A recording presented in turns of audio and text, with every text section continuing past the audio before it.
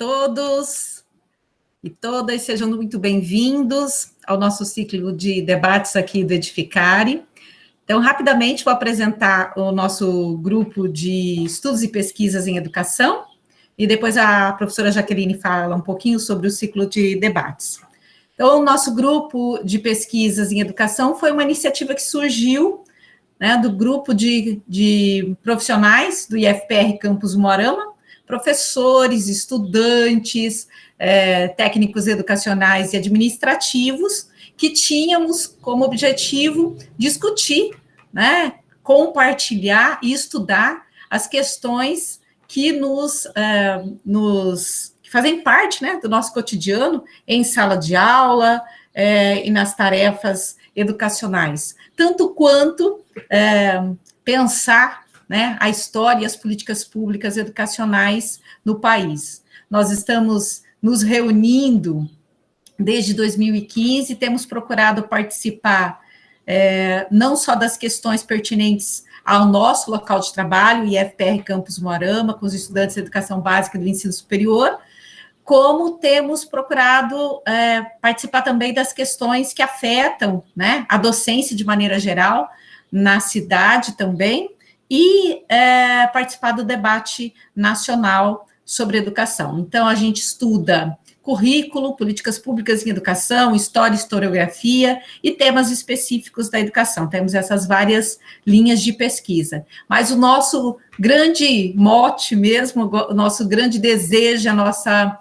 grande dedicação é estarmos juntos como companheiros de trabalho, discutindo as questões que nos afetam diariamente, né, na nossa prática, que interferem na nossa prática, e quais são as possibilidades de atuação política que nós fazemos por meio da educação. Então, sejam todos muito bem-vindos a esse debate de hoje, e principalmente já a nossa gratidão ao professor Hélio por ter acertado o nosso convite. Um abraço. Obrigada, Silvia. Pessoal, o ciclo de debates, então, foi uma proposta do nosso grupo, tá? Começou agora, o professor Hélio está sendo o primeiro convidado, né, que prontamente nos atendeu, então também já agradeço a ele. E a ideia é a gente estar discutindo temas relativos à educação e trazendo alguns companheiros, alguns grandes nomes aí que discutem a questão da educação, dentro do IFPR e em outras instituições também. Então, o que nós temos planejado até o momento é discutir hoje, né, a questão da educação indígena. O nosso próximo evento, né, o nosso próximo ciclo é relacionado aí à educação de jovens e adultos. E um terceiro momento que a gente está planejando aí discutir a questão da educação afro, né, os desafios aí também dessa questão que envolve os afro-brasileiros. A ideia foi a gente conversar um pouquinho com a comunidade também. Na verdade, a gente já vem há algum tempo, né, saindo do nosso grupo, a gente tem feito algumas atividades fora do IF, mesmo antes da pandemia, mas nesse contexto de pandemia, onde a gente não pode nos reunir, né, longe, ou muitas pessoas aí fora, a gente propôs, então, esse ciclo aí de debate virtual. Quiçá, né, no futuro, a gente possa fazer um ciclo de debate presencial, trocando ideia e ficando mais próximo do outro. Muito obrigada pela presença de todos vocês, e espero aí que seja um momento, né, de muito aprendizado, de muita reflexão nesse tema aí que para nós, como a Silvia já colocou, é fundamental a gente discutir educação em todos, né, para todos os povos, para todos e da melhor maneira possível. Obrigadão. Adolfo, com você. Boa tarde a todos e todas. É um prazer receber o Hélio aqui hoje, um grande amigo. E então eu vou falar aqui um pouquinho. A gente às vezes apresenta o currículo da pessoa, eu vou fazer isso, é importante a gente fazer isso, né? Só que eu acho que antes de falar do currículo do Hélio, eu queria falar de coração que o Hélio é uma pessoa maravilhosa, um ser humano maravilhoso. E isso é fundamental da gente saber antes de ouvir a pessoa.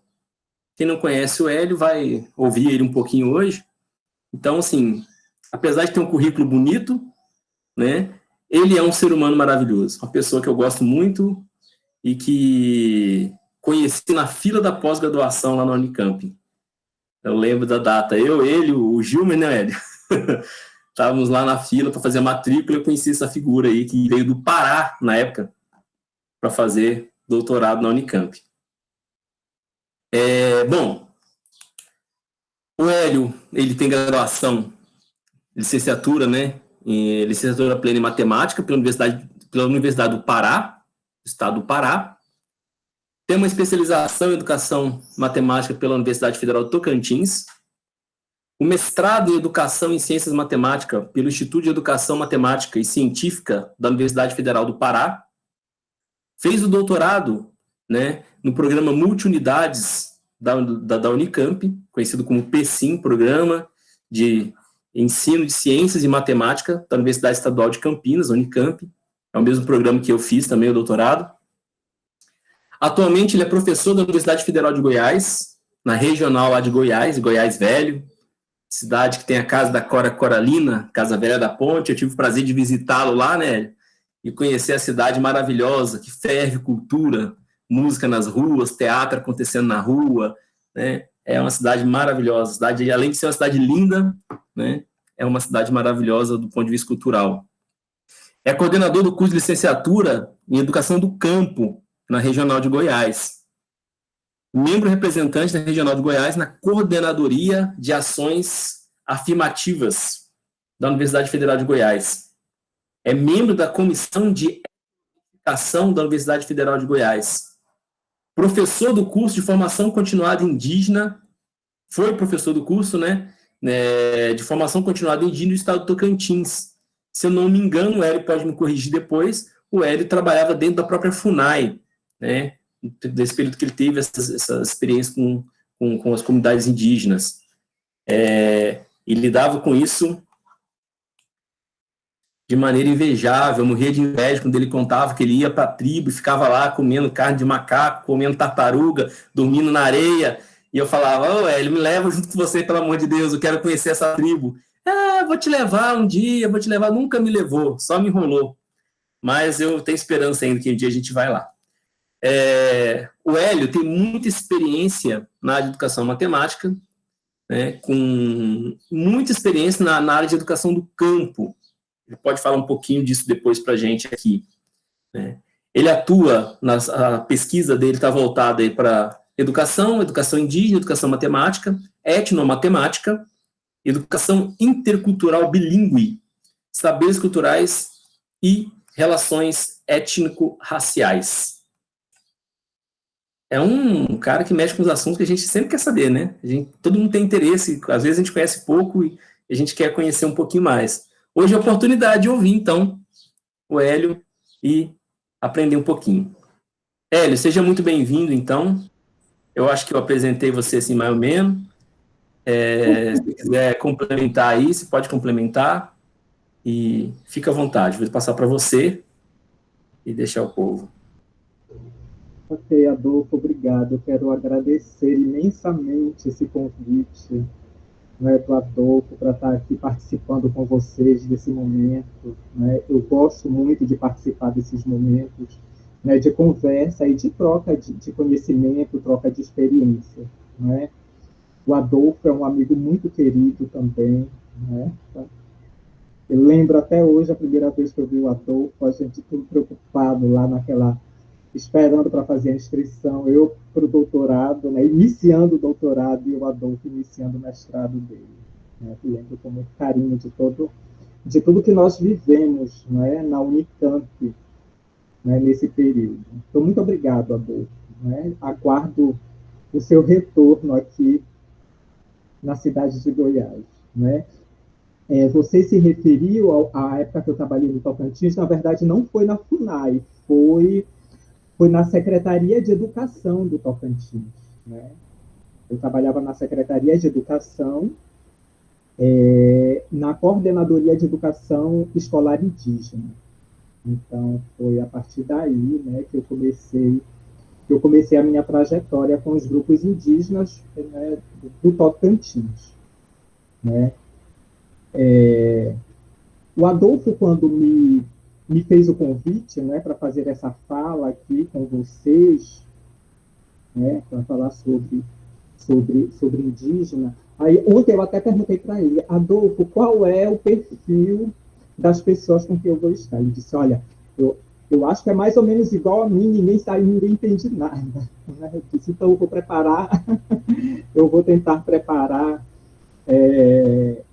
algo bem didático. Então, eu separei esta apresentação, né? Processos educativos, né, indígenas, história, ancestralidade e cultura.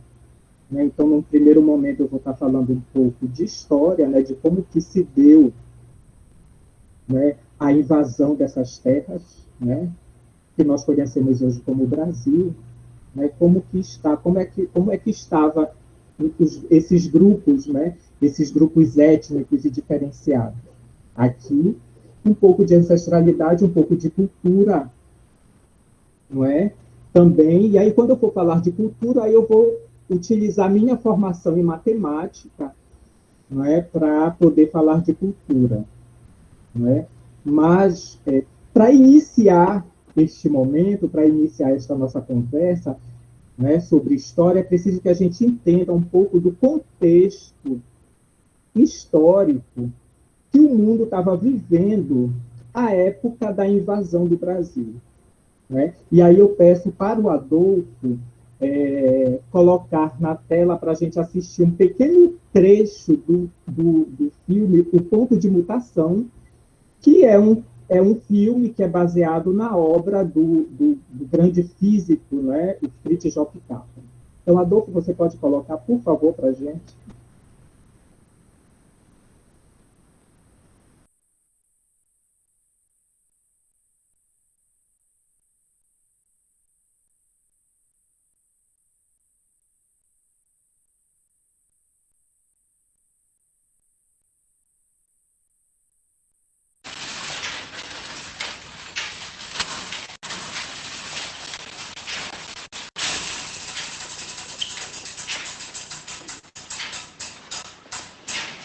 Look at this, look at this, look at this. This thing has been functioning for hundreds of years.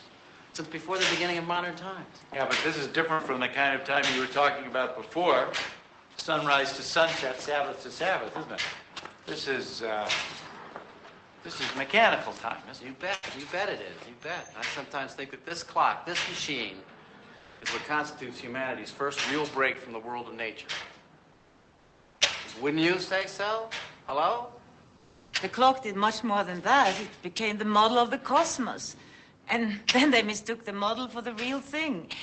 People got the idea that nature was just a giant clock, not a living organism, but a machine.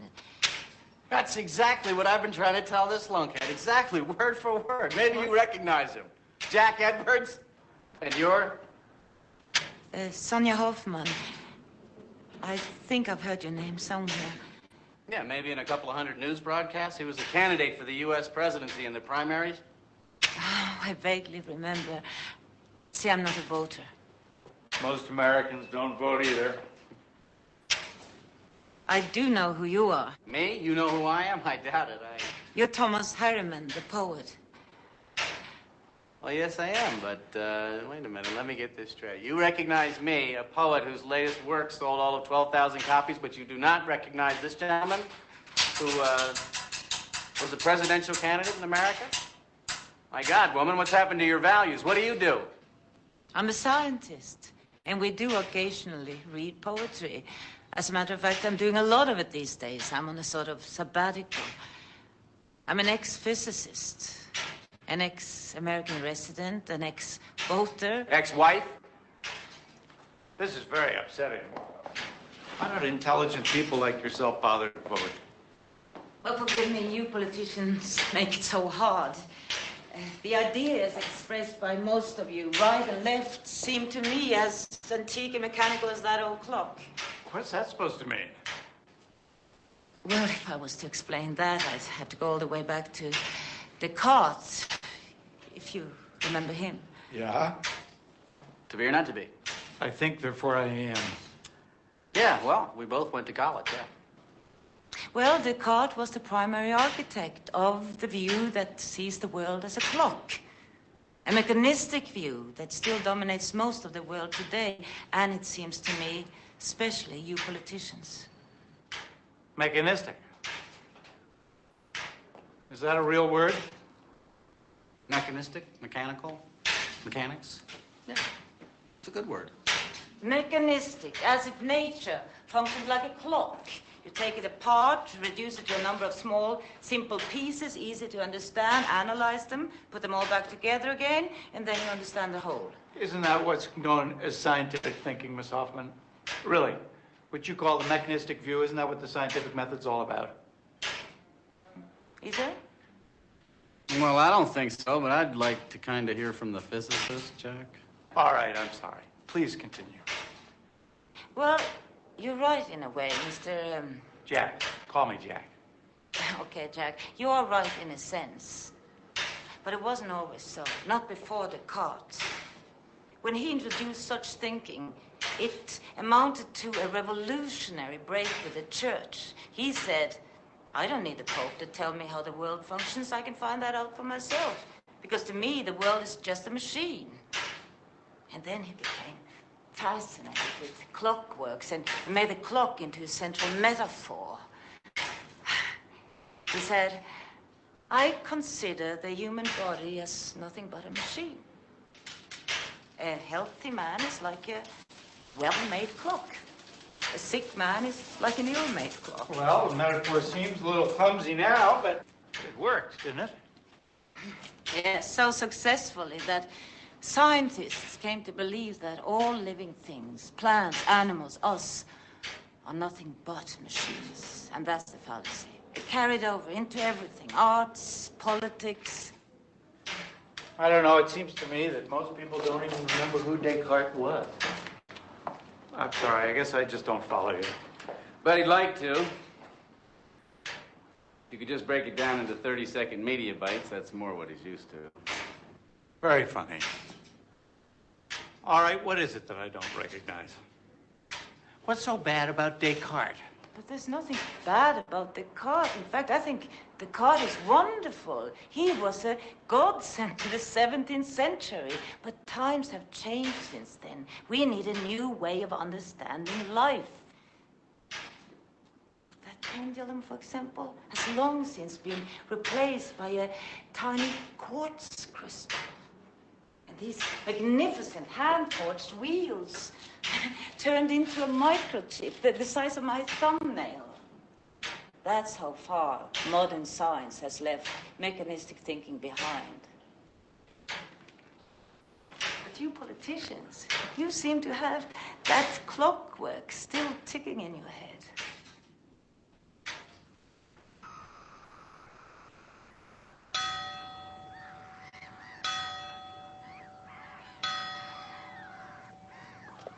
Keep up.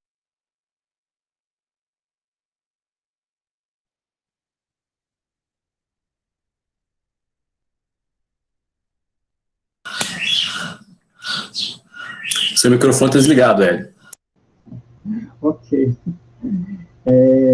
Eu gosto muito tanto do livro quanto desse filme. Eu acho que esse filme, O Ponto de Mutação, que é baseado, né, no livro do físico Fritjof Capra, esse trecho desse filme, ele nos ajuda a entender o que a gente vai discutir aqui, né, que é entender o contexto histórico em que se deu as grandes navegações, né?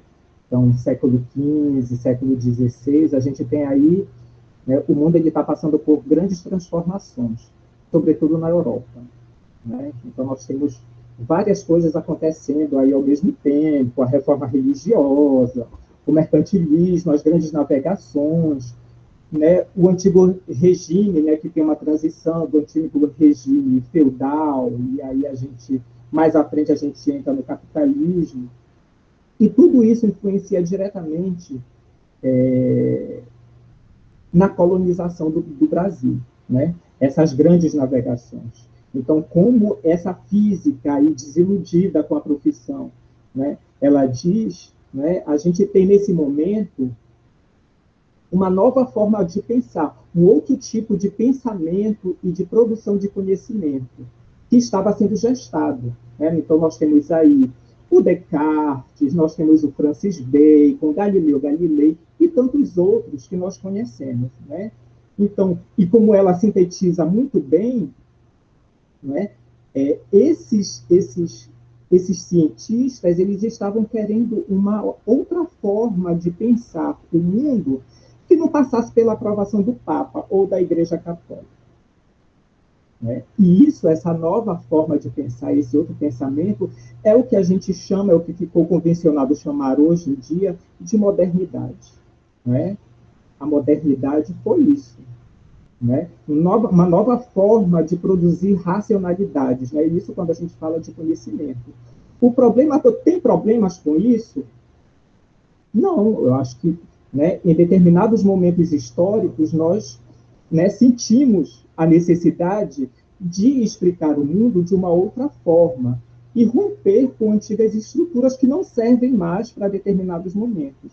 O problema foi, esse conhecimento que estava sendo gestado na Europa nesta fase, ele provocou rupturas, né? Ele provocou grandes rupturas do homem com a natureza, sobretudo. E ele privilegiou um tipo de conhecimento que era produzido neste centro europeu, era produzido na Europa. Então, só recebia, né, só era conhecimento válido aquele conhecimento que era produzido na Europa. O conhecimento que era produzido em outras partes do mundo, isso não recebia o nome de conhecimento, que foi o que aconteceu com os povos indígenas. Então, quando as grandes navegações se expandiram e os portugueses invadiram, e os espanhóis invadiram essas terras, foi esse tipo de pensamento que chegou aqui. E é esse tipo de pensamento que nós estamos tentando romper até hoje, né? Então, o conhecimento dos grupos indígenas ficou, não é, relegado a um conhecimento menor, não é? Na verdade, não era conhecimento, era qualquer outra coisa menos conhecimento, não é? E isso justificou também, né, a forma dessas pessoas estarem, desses grupos estarem aqui, isso justificou a escravização desses povos, assim como justificou também a escravização dos povos indígenas, dos povos africanos, né, que foram trazidos à força da África para cá. Porque eles ficaram, né, criou-se toda uma teoria para justificar esta dominação, porque não eram povos ditos, chamados de povos civilizados, então eram selvagens, né? Os povos indígenas eram povos selvagens. Então, isso justificou tudo o que se passou aqui. Eu vou colocar uma apresentação agora aqui, para a gente poder, eu poder me situar melhor. Tá dando para ver, gente, a minha apresentação? Vocês podem me dar o retorno? Sim, está dando sim. Tá? Ótimo.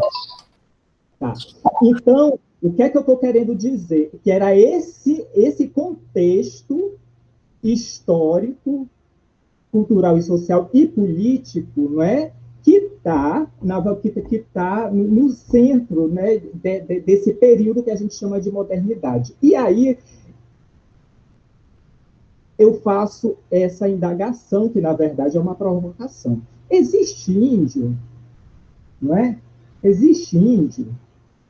O que é esse ser indígena? Não é? Isso é uma provocação, não é? E por que eu faço essa provocação? Porque esse termo índio, ele é um termo inadequado, tá? Ele é um termo inadequado. A palavra índio é uma palavra que foi imposta pelos portugueses e pelos espanhóis quando aqui chegaram, né? Ou seja, ela foi imposta pelo colonizador europeu quando invadiram essas terras aqui. E essa palavra é uma palavra genérica que não abarca a grande quantidade de diversidade cultural e social que existe e que existia mais ainda, né, aqui à época que iniciou a colonização. Então, esse termo índio, tá, Ele é um termo que foi imposto e que colocava toda essa diversidade social e cultural de forma homogênea. E isso fez com que se apagasse as identidades indígenas, e fez com que se apagasse também, né, toda uma história que estava por detrás dessa diversidade. Então, é isso que a gente tem que ter em mente. Esse termo é um termo genérico e que continua, até os dias de hoje, a ser utilizado de forma a apagar as identidades indígenas. O que nós temos é uma grande quantidade de povos originários que estavam aqui à época que se iniciou a colonização. Então, alguns autores, né, eles vão dizer que quando os primeiros europeus chegaram aqui, eles apontam que em 1500, que é o ano dessa chegada e invasão, tinha no território brasileiro, né, em torno de 2 milhões a 6 milhões de indivíduos, falantes de mais de 1.300 línguas. Então, peguem esses números, 2 milhões a 6 milhões de pessoas, né, falantes de em torno de 1.300 línguas. Hoje em dia, tá, nos dias de hoje, de acordo com os dados do IBGE, essa população de indígenas corresponde a 817.963, de acordo com os dados do IBGE de 2010. Né? E essa população ela já foi bem menor. Ela já foi, na década de 50, de aproximadamente 70 mil, apenas. Né? Então, de acordo com os dados do IBGE, hoje né, essa população indígena no Brasil, só no Brasil, 817.963, falantes de em torno de 275 línguas, distribuídos em 305 povos indígenas. Então, vejam bem, nós temos, né, de acordo com os dados do IBGE, hoje, 305 povos indígenas, somente em território brasileiro. Falantes de em torno de 275 línguas. Né? Parece ser muito, e é realmente. Né? O Brasil ele possui uma diversidade cultural e social muito grande, embora isso seja negado. Né? Mas vejam bem, isso, há 500 e tantos anos atrás, né, eram 1.300 línguas, de 2 a 6 milhões de indivíduos, ou seja, a invasão europeia nessas terras aqui, ela foi extremamente perniciosa para os grupos indígenas. O que houve aqui foi um verdadeiro genocídio indígena, genocídio físico, genocídio cultural. Tá? E vejam que na década de 1950, esse número chegou a 70 mil. Então, os europeus eles foram muito eficazes nos seus projetos de dominação. E esse projeto de dominação significava diminuir, apagar e silenciar os povos que aqui estavam. Né? Aqui eu trago, né, de acordo com o IBGE, a distribuição da população indígena por região no Brasil. Nós temos a região norte, como a região que mais tem grupos indígenas, em torno de 300 mil indígenas na região norte. Logo depois vem a região nordeste, com um pouco mais de 200 mil. A região centro-oeste, 130, 140 mil, mais ou menos. A região sudeste, em torno de 100 mil indígenas. E, por último, a região sul é a região que concentra a menor quantidade de grupos indígenas. É a região sul. O que é que nós temos da historiografia? O Milanese Science é um texto maravilhoso, né, escrito por indígenas. Né? Eles vêm dizer o seguinte, que a historiografia tradicional pouca atenção deu ao protagonismo da resistência indígena à época da colonização. E as abordagens da transição da escravidão indígena para a negra não apenas reforçaram a narrativa da extinção, que coloca os indígenas prementemente no lugar pertencente ao passado, como também serviram para desconsiderar o violento sistema de exploração da força de trabalho, a expoliação e o genocídio que permanecem desde os primórdios da colonização até os dias atuais. Então, toda a história, né, embora isso tenha mudado, mas de forma muito tímida ainda, toda a história que a gente conhece dos grupos indígenas, né, desses grupos originários que estão ainda resistindo aqui no Brasil, isso tudo sempre foi contado pelos colonizadores. Então, é uma história que não conta, né, que não leva em consideração esses povos colonizados, né, que não leva em consideração tudo o que aconteceu. Tanto é que os bandeirantes, até hoje nós temos, né, estátuas em determinados lugares, né, São Paulo, várias cidades, né, no Brasil e no mundo, que colocam os bandeirantes como heróis da pátria. Quando, na verdade, eles foram verdadeiros assassinos, eles saíram desbravando, sabe, o Brasil. Mas de que forma eles fizeram isso? Matando os grupos indígenas que aqui estavam. Então, eles não têm nada de herói, tá?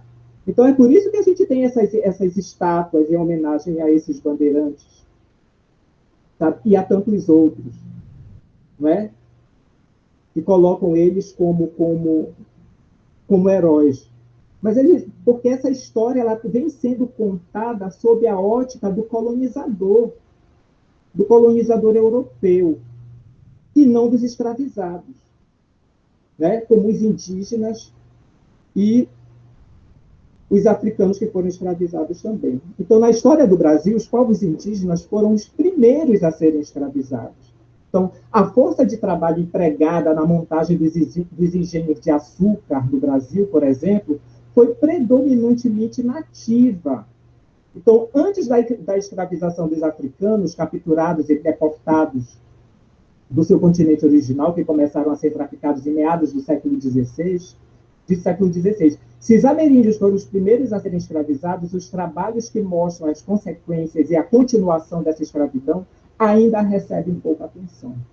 E de que forma que isso se reflete, por exemplo, no processo educativo? Que, afinal de contas, vejam, toda essa minha exposição, eu quero que a gente pense em processos educativos, porque nós somos professores, né? Nós estamos num grupo, eu estou falando para um grupo de professores, então a gente pensar de que forma que isso aparece no processo educativo.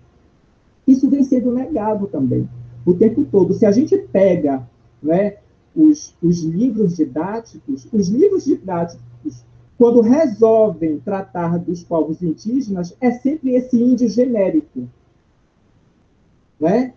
Com um penacho na cabeça, ou de arco e flecha, como se todos esses grupos fossem iguais, apagando essa diversidade cultural, que é a maior riqueza que a gente tem, essa diversidade cultural e social que nós temos. Vejam bem, quando eu digo que nós temos 305 povos indígenas e que esses povos falam em torno de 275 línguas, significa que tem povos que são muito diferentes entre si.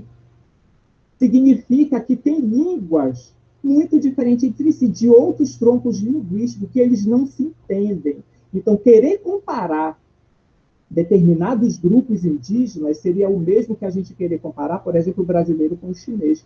Não se entendem, as culturas são muito diferentes entre si. Nós temos uma diversidade cultural e que se organizam de forma muito distinta.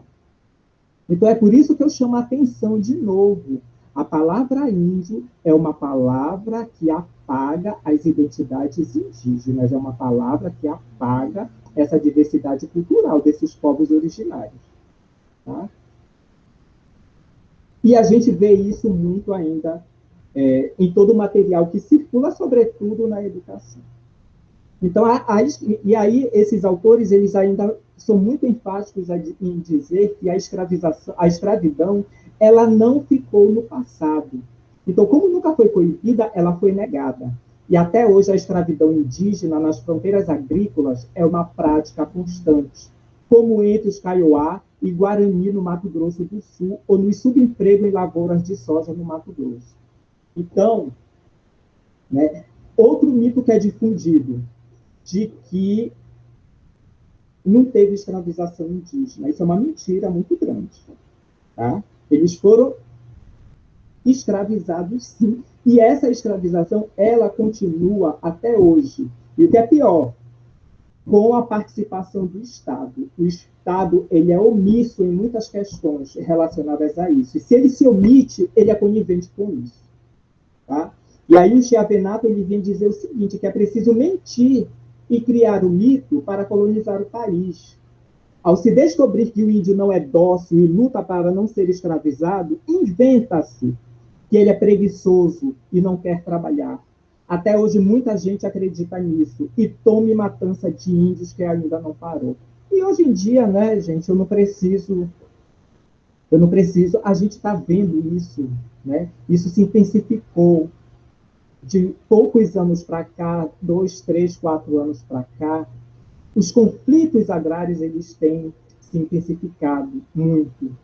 E boa parte desses conflitos envolvem os grupos indígenas. E muito desses mitos criados em torno desses grupos, eles continuam a circular, como esse mito de que o índio é preguiçoso. Isso foi uma invenção do colonizador. Tá? Isso foi uma invenção e que continua até hoje. Né?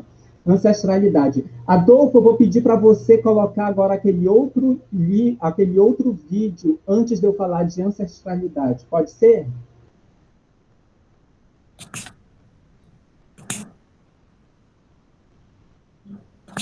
Aquele outro vídeo.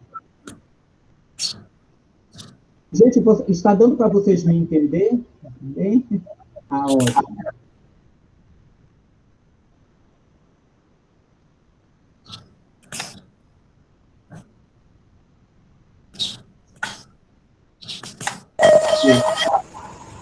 A mãe do Brasil é indígena, ainda que o país tenha mais orgulho do seu pai europeu, que o trata como um filho bastardo. Pessoal, dá para fechar o microfone? Brasil, sua raiz vem daqui, do povo ancestral, que veste uma história, que escreve na pele sua cultura, suas preces, suas lutas.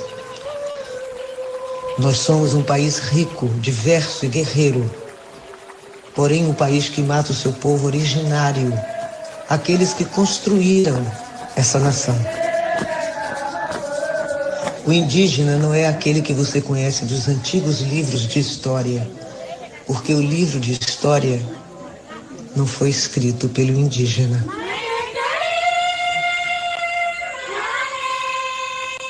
Ele não está apenas na aldeia tentando sobreviver. Ele está na aldeia, na universidade, no mercado de trabalho, na arte, porque o Brasil todo é terra indígena. O brasileiro devia ter mais orgulho do sangue indígena que corre em suas veias. Porque a mãe do Brasil é indígena.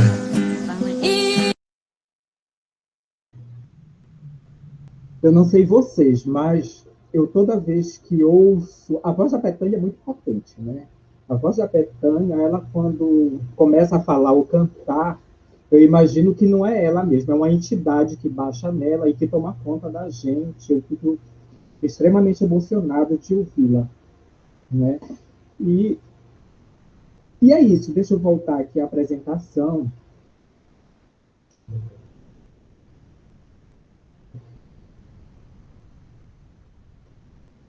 E aí a gente vai falar um pouco dessa ancestralidade, sobre educação indígena, sobre educação escolar indígena. Né? É importante, e eu trago, acho que mesmo curto, esse vídeo, ele traz muitos elementos para a gente, sobretudo o relacionamento do índio com a terra, então, dos indígenas com a terra, né? Desses grupos com a terra, porque muita gente não entende e fala e propaga determinados comentários extremamente prejudiciais, sem conhecimento. Então, mas para que esse povo quer tanta terra? a gente precisa entender que esses grupos, eles possuem um relacionamento com a Terra muito forte. Eles não se veem, pelo menos os grupos com os quais eu tenho contato, eles se veem fazendo parte, é por isso que cuidam dessas terras. Sabe, se vem fazendo parte, isso tem a ver com ancestralidade, tem a ver com os mitos, né? Toda sociedade cria seu mito, né? Todo grupo cultural e social cria seus mitos, mitos de origem, né? Então, com esses grupos indígenas também é a mesma coisa. Por exemplo, o mito judaico-cristão da criação do mundo, né? Como é o mito de Adão e Eva, né? O Deus criou o homem, da costela do Adão criou a mulher, né? Um mito extremamente machista, inclusive, né? Que a mulher que é a causadora de todos os problemas que a gente vive hoje, né? Isso é o mito judaico-cristão, de Adão e Eva, né?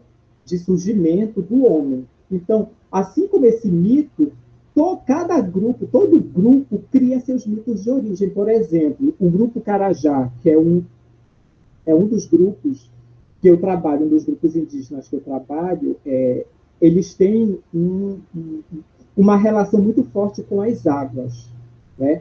Que no caso é o Rio Araguaia. Então, esse grupo, Carajá, eles têm as suas terras dele em 4 estados: Goiás, Mato Grosso, Pará e Tocantins.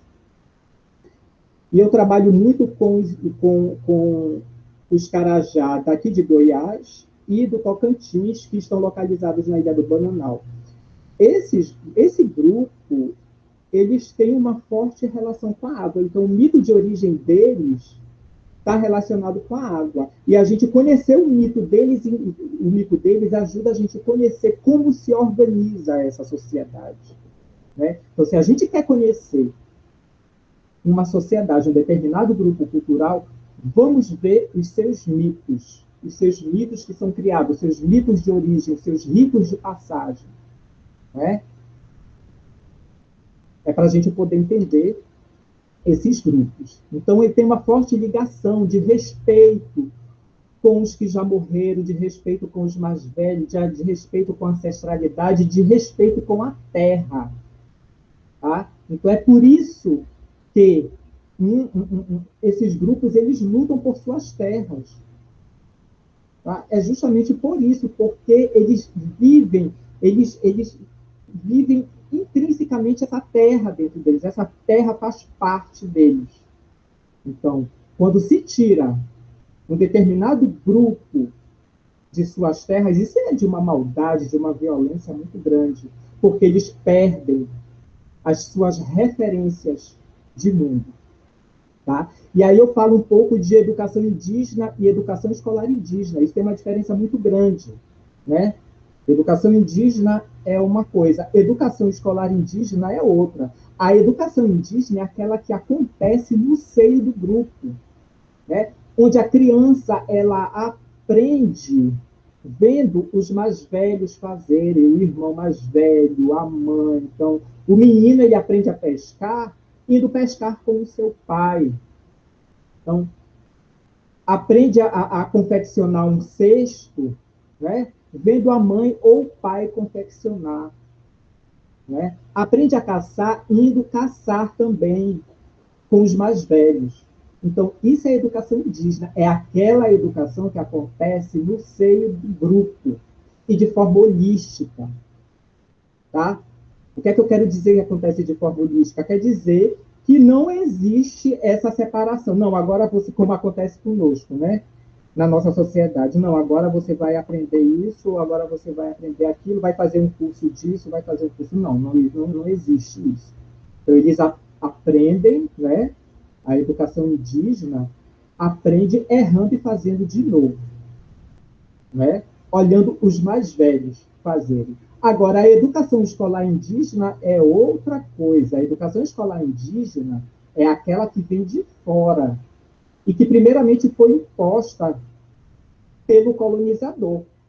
Por quem? Pelos jesuítas, quando chegaram aqui, no Brasil, né? Em 1549, que é o ano que marca a chegada dos jesuítas aqui, eles foram catequizar os índios, né? Então, a educação escolar indígena, ela começa daí, né? Ela foi imposta, uma educação que foi imposta, primeiro no Brasil colônia, passando para o Império, e agora também na República. Só que aí, é claro que tem muitas mudanças, e hoje em dia essa instituição, para alguns grupos, uma boa parte deles, é uma reivindicação, porque eles perceberam que se apropriar dessa educação escolar é se apropriar dos elementos de fora da aldeia. E eles precisam desse conhecimento para fazer frente a essa situação do contato, né? Eles precisam para sobreviver. Então, a partir do momento que existe o contato, aí eles precisam se apropriar de um conhecimento que não é aquele conhecimento originário deles, mas eles precisam se apropriar. E isso, claro, vai influenciar na cultura deles. Mas eles precisam se apropriar disso para fazer frente a essa situação de contato, que é extremamente nefasta em alguns casos, né? Ou quase todos, para eles. Meu Deus, parece que travou aqui.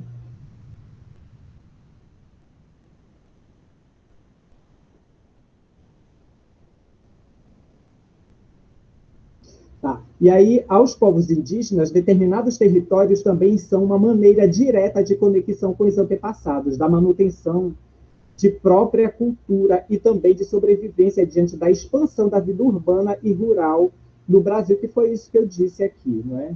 Então, eles têm, né, a questão da terra, está muito ligada com os antepassados, com a ancestralidade indígena.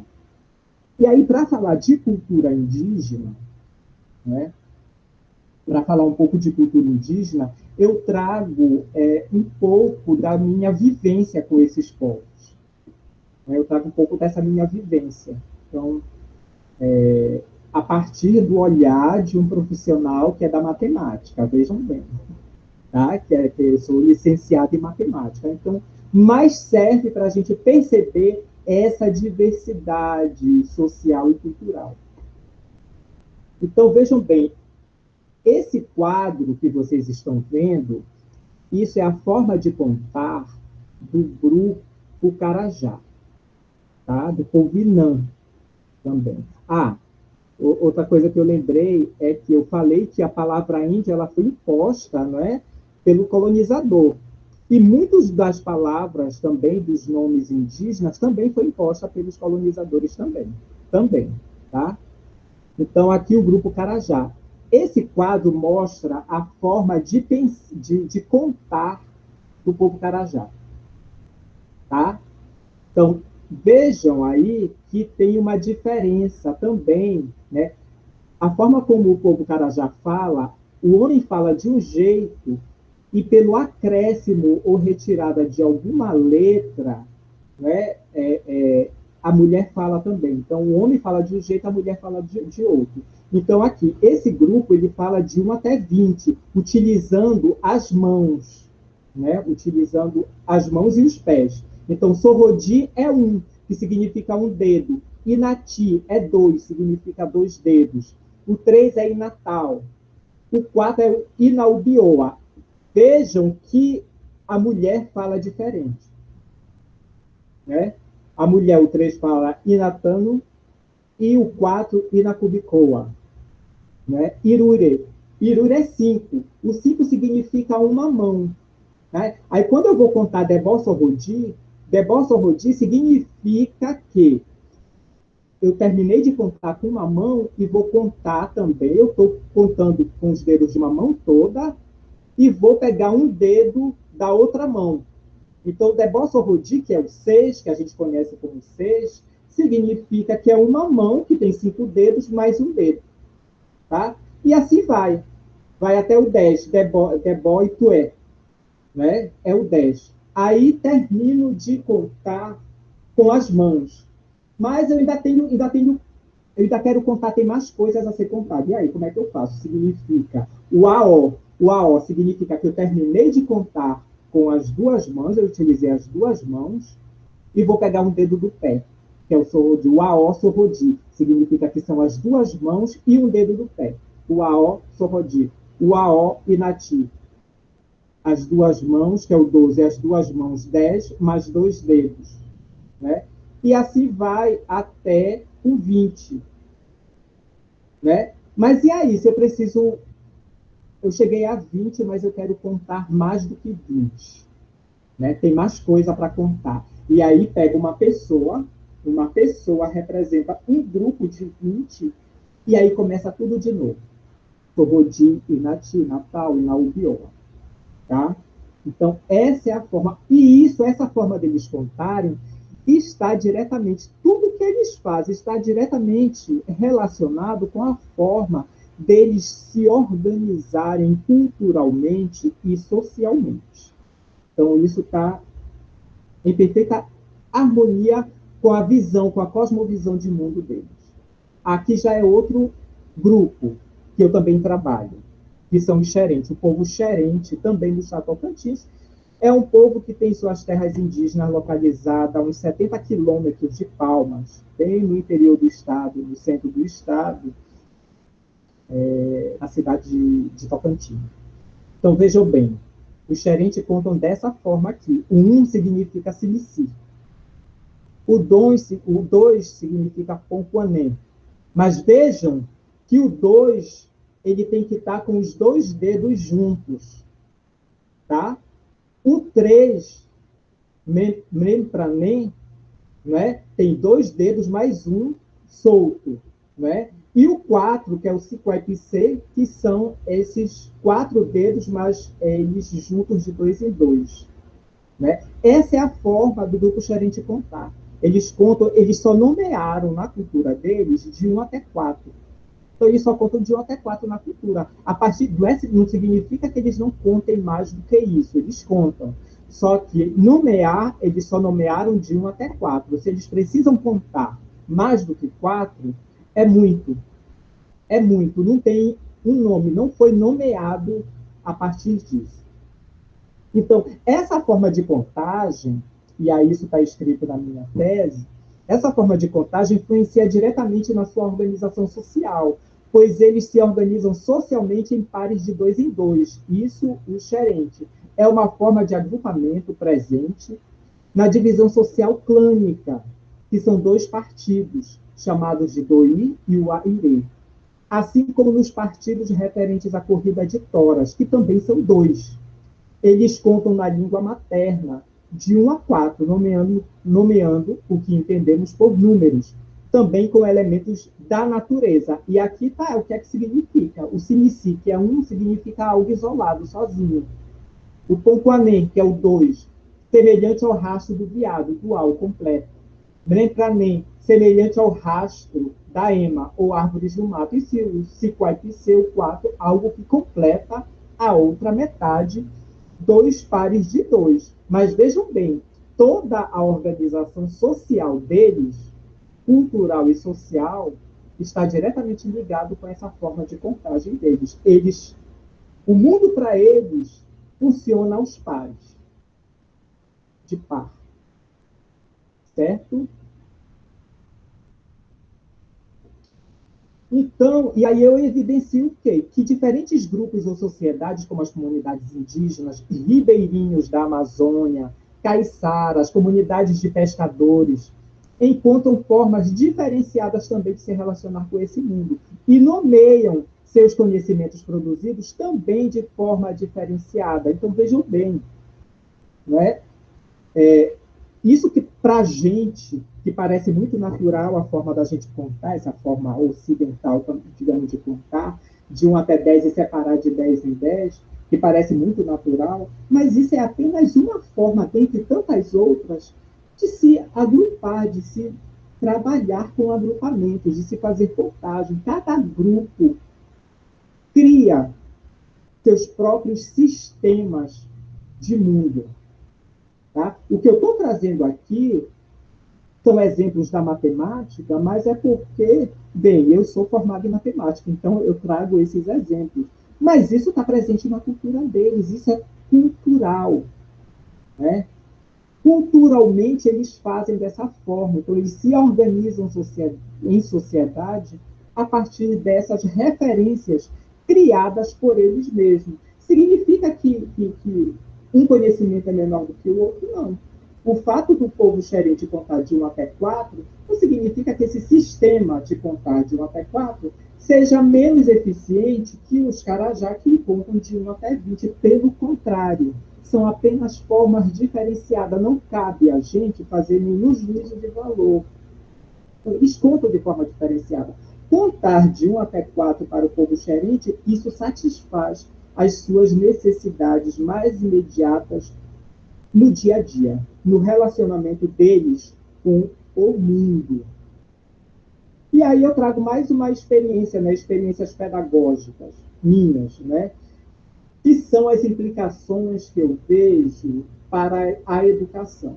Primeiro, né, como o Adolfo, né, que leu o meu currículo, né, um dos eixos que eu trabalho é educação intercultural bilíngue, educação intercultural. Eu defendo que uma educação intercultural ela não deva ser, como é garantida aos povos indígenas, né, uma educação intercultural e bilíngue, ou seja, que garanta a manutenção de suas crianças, né, do seu povo e de sua cultura no processo educativo, assim como a manutenção de suas línguas, que se utilize as línguas também. E eu defendo que essa educação intercultural ela não deve estar circunscrita aos povos indígenas. Isso é a verdadeira riqueza da nossa sociedade, essa pluralidade cultural. Então, eu defendo que toda educação, em toda escola, qualquer escola, ela tem que ser intercultural. Ela precisa ser intercultural, né? Os nossos alunos, tanto da educação infantil até o final, a gente precisa saber que nós possuímos uma diversidade muito grande aqui.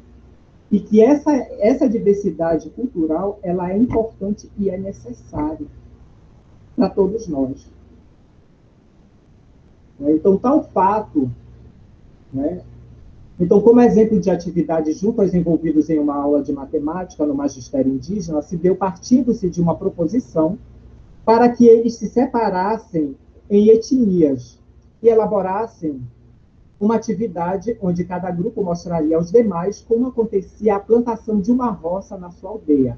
Eu pedi que eles se separassem em etnias, né? Então, eu estava numa sala de aula, e nessa sala de aula, né, ministrando as minhas aulas de matemática para 8 grupos diferentes, cada um falando a sua língua, eu pedi que eles se separassem em grupos étnicos, e que eles elaborassem uma atividade onde cada grupo mostraria aos demais como acontecia a plantação de uma roça na sua aldeia. Então, na descrição dos grupos, observou-se que vários termos de uso em comunidades rurais apareceram, como braça, no caso do povo xerente, e laço, termo usado pelos carajá de Xambioá. Evidentemente que tanto a braça como o laço não são expressões ou unidades de medida próprios das comunidades indígenas, mas foram incorporadas a partir do contato com comunidades rurais próximas às aldeias.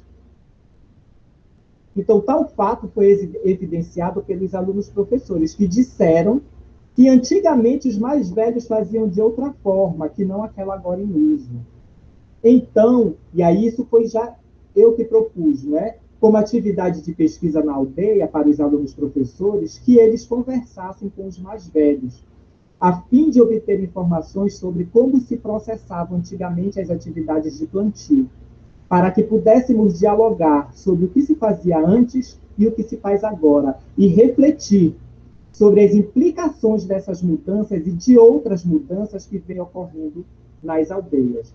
E quais são as implicações disso para as políticas públicas educacionais? Eu entendo um cuidado com os referenciais adotados, para que não se tornem os únicos modelos a serem utilizados. Então, é importante, né, que a gente utilize vários referenciais, porque nenhum referencial ele é bom só ele, ou ele é pleno só ele, né? A gente tem que buscar ver o que é que as pesquisas estão dizendo, né? E, sobretudo, os livros didáticos ainda, embora tenha mudado muito, mas ainda vem com muitos mitos, né, criados pelo colonizador. Né? Essa colonização continua até hoje. Então, conhecer e valorizar a pluralidade do patrimônio sociocultural brasileiro, bem como aspectos socioculturais de outros povos e nações, posicionando-se contra qualquer discriminação baseada em diferenças culturais, de classe social, de crenças, de sexo, de etnia ou outras características individuais e sociais. Então, são essas as implicações que eu vejo para as políticas públicas, são esses os desafios que eu vejo na hora de pensar as políticas públicas, lembrando que tem vários desafios. Outro é fazer com que essas pessoas, desses grupos, elas participem dos projetos que pensam as aldeias, que pensam as áreas indígenas, né? Porque eu trabalhei, quando eu trabalhei, que eu falei ainda agora, quando eu trabalhei na Secretaria de Educação do Estado de Tocantins, a Coordenadoria de Educação Escolar Indígena, quem estava à frente, tomando decisão, era uma pessoa não indígena. Isso tem que acabar. Sabe? Tem muito indígena aí, tem muita gente, liderança, que está fazendo, estão espalhados em determinadas áreas, em várias áreas, fazendo pedagogia, fazendo matemática, fazendo medicina, embora pouco ainda, mas estão fazendo. Então, é preciso que essas pessoas desses grupos participem dos projetos que dizem respeito às suas culturas. Não é possível que eu, de fora de uma cultura indígena, determine o que deva ser feito numa escola indígena. Eu nunca vou ter, por mais que eu goste, por mais que eu lute, e luto ferrenhamente, por mais que eu lute em defesa dos povos indígenas, mas eu não posso jamais tomar a frente de determinadas lutas, eu não posso dizer para eles o que eles têm que fazer com relação ao que eles vão ensinar de matemática, por exemplo. Isso tem que partir deles, não de mim. Então, com isso, eu termino a minha apresentação e eu acho que a gente pode conversar um pouco agora sobre tudo o que eu falei. Obrigado. Eu quero só fazer um comentário rapidinho. Eu quero agradecer a presença da professora Giovana Ramos, da Universidade Federal de Uberlândia, que trabalhou comigo na licenciatura intercultural, na licenciatura de Educação do Campo, em Goiás, e agora está na UF. Também foi coordenadora do curso. Então, um beijo, Giovana, obrigado por estar aqui. O Wilton Obrigada, também. meu amor. Te amo, te amo, te amo, meu amor. O Wilton, José Wilton, o Tim, que também da época de doutorado, estou vendo aqui. Obrigado, Wilton, também. Adolfo, por favor. Você pode encerrar a apresentação aí, eu acho. Primeiro, muito bom te ouvir, Hélio. Saudade de você. O Tim mandou uma mensagem, o Tim está presente aí, mandou uma mensagem para mim aqui no privado, Hélio. Falou para você tirar o escorpião do bolso e comprar um microfone bom, tá? Você fala com ele. No início estava meio short, agora ficou bom, depois ficou bom. Acho que você soltou um pouco mais a voz depois.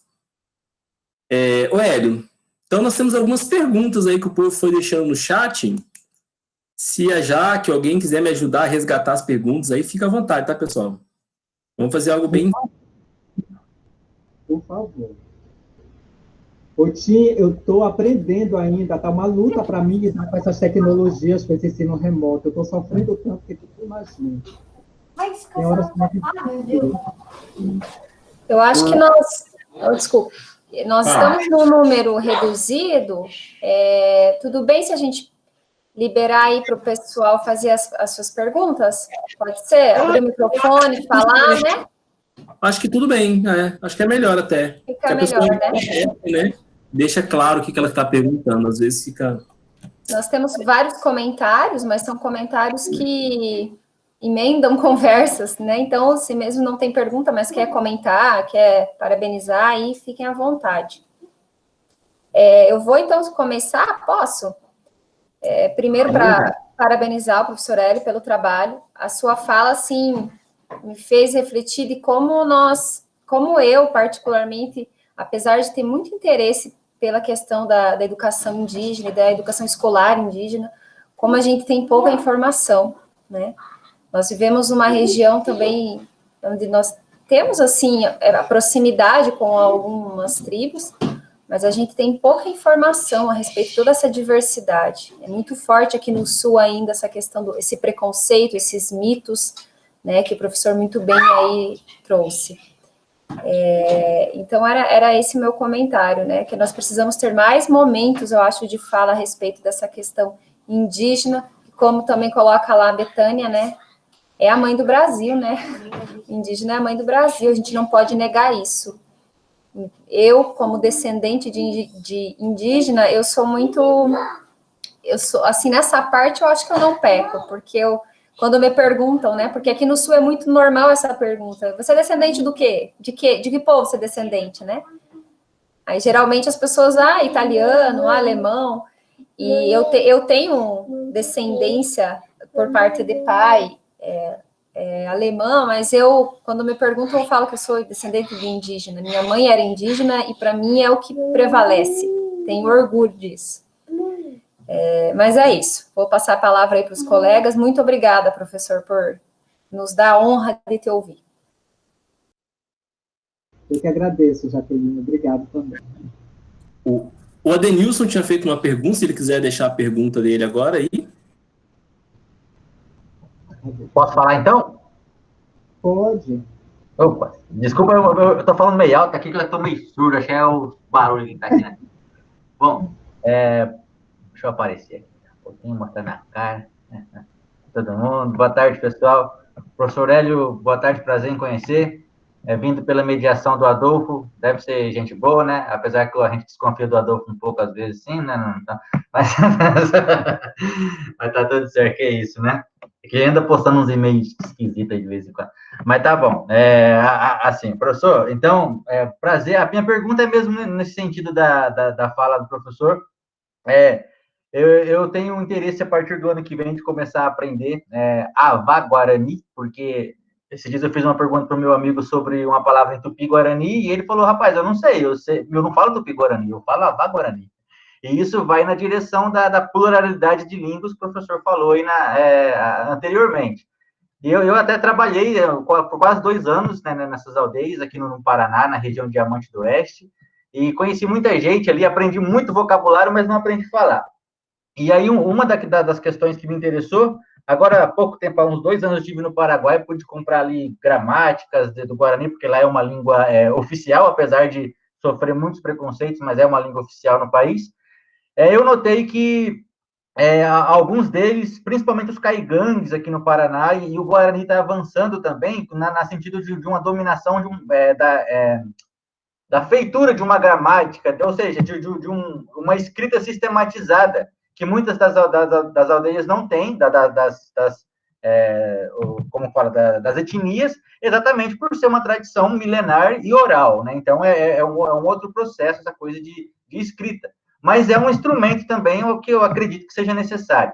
E esse meu amigo, ele está na universidade, está na Unila, estudando geografia, né? O Gilmar, ele é da Guarani, e até vou tentar, o ano que vem, começar a fazer aulas com ele.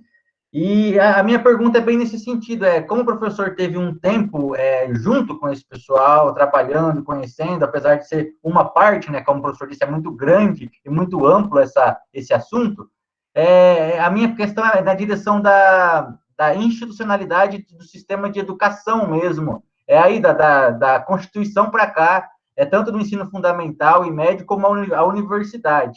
Eu noto nesse meu amigo, que é o que eu mais tenho contato, assim, que aquele, talvez, um preconceito que a gente tem que poderia aculturar, ou não sei o quê, sabe, quem vai para a universidade, eu noto pelo contrário, está reforçando cada vez mais o esclarecimento e o entendimento e a defesa da cultura de onde ele vem.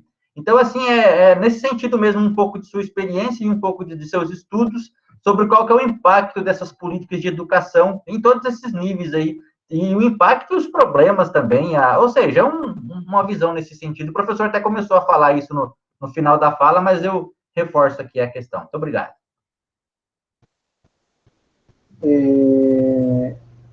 Professor, qual é seu nome mesmo? Eu não consigo ver aqui. Adenilson. Adenilson. É como eu falei ainda agora, e reforçando, nós temos que a visão que se tem dos índios no Brasil ainda é aquela questão da tutela, como se eles precisassem que falassem por eles. Tá? Só que eles têm voz própria, eles sabem falar por si. Eles estão estudando e se preparando para isso também. Então, nós temos muitos indígenas aí, sabe, filósofos e matemáticos também, embora poucos, mas temos aí o Ailton Krenak, citando apenas alguns aqui, o Ailton Krenak, o filósofo, sabe, escreve uns livros maravilhosos, Sônia Guajajara, e tantos outros, fica até difícil de citar tantos. Então, primeira coisa, né, essas pessoas elas precisam ser ouvidas. Não é mais possível que em plena, sabe, 2020, sabe, a colonização começou lá em 1500 e em 2020, sabe, com tantas discussões que a gente tem avançado nas discussões, mas essas discussões elas acabam ainda não se materializando na prática. A gente está apenas no plano teórico, com aquela visão romântica, o indígena tem que ser assim, o indígena tem que... Eu não tenho que saber como é que o indígena tem que ser, eu não tenho que saber nada, quem tem que saber são eles. É eles que têm que estar à frente dos processos, dos projetos que dizem respeito às suas etnias, aos seus grupos. É eles que têm que decidir que tipo de educação eu tenho. Eles têm como garantia uma educação diferenciada e bilíngue, ou multilíngue, porque tem muitas etnias, né, que estão localizadas nas fronteiras do Brasil com outros países, que falam, além da sua língua, falam o português e falam a língua dos países vizinhos. Então, isso precisa ser levado em consideração na hora de se pensar uma educação escolar indígena. Mas quem faz isso e quem fez isso, via de regra, são não indígenas. Então, isso é um problema sério. Enquanto pessoas não indígenas estiverem decidindo o que é feito nas aldeias, ou relacionado a, porque tem muito indígena que não mora na aldeia também, mas são indígenas, né? E quando isso estiver acontecendo, não se avança muito. Sabe? Eu acho que é isso que a gente, né, enquanto pesquisadores e que estamos em centros, né, em institutos universitários de ensino superior, né, produzindo as nossas pesquisas, né, nós temos muito indígenas nas universidades e nos institutos, eu tenho alunas indígenas, mas qual é o protagonismo de eu, como professor de matemática, coordenador de um curso de educação do campo, e que trabalho com esses grupos indígenas há muito tempo, mas será que a minha prática ela está em sintonia com aquilo que eu faço? Qual é o protagonismo que eu estou dando? Porque isso não adianta a gente só criticar também o governo, nós também fazemos parte disso. Nós também fazemos parte disso. E o que é que a gente está fazendo para modificar este cenário?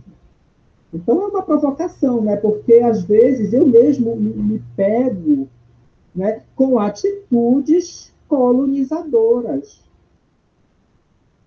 Às vezes eu me pego, sabe, reproduzindo determinadas atitudes. E não é só com indígenas, não, é com relação a tudo. Então, acho que a gente precisa também, já que a gente estuda tanto, isso deve servir para alguma coisa. Eu acho que a gente tem que se policiar. Não é possível. Aquela pessoa que não estuda, que não está no centro, no meio acadêmico, ela tem todo... Ela, não é que tem todo, mas talvez seja até possível pensar no possível perdão de reproduzir determinados mitos. Agora, nós não. Nós não. né? Nós estamos desenvolvendo pesquisas, procurando conhecer, então a gente precisa estar atento, precisamos estar atentos a determinadas atitudes, nossas inclusive. É isso. Quem está inscrito? Eu. Hélio, mais uma vez, muito obrigada por atender o convite. Eu vou começar fazendo uma reflexão, na verdade, gostaria de ouvir a sua opinião sobre isso.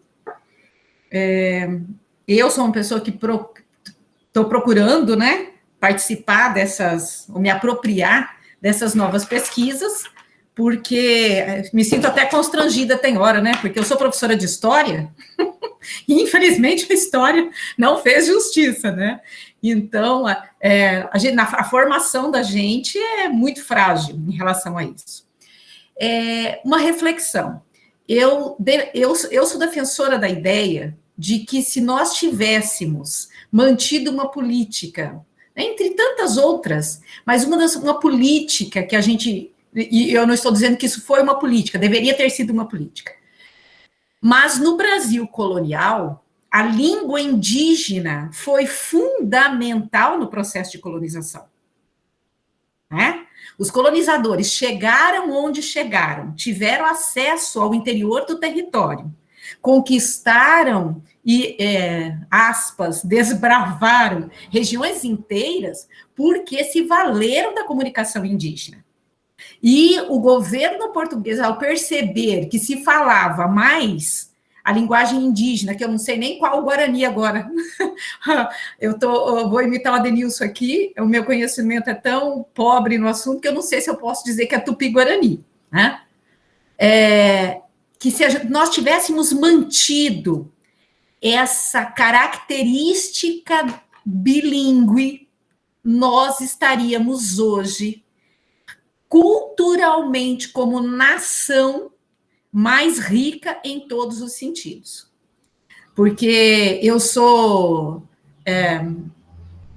a minha perspectiva teórica é Gramsci, e o Gramsci é um grande defensor de que, por meio da língua, você apropria-se da cultura de todo um povo. Então, quando um povo aprende a língua do outro, ele não aprende só a língua, ele aprende toda a cultura e toda a organização. Então, nós perdemos muito. E eu estou falando aqui, pensando, o Adenilson pode me ajudar, nos nossos vizinhos paraguaios aqui, que têm a prática da cultura bilíngue.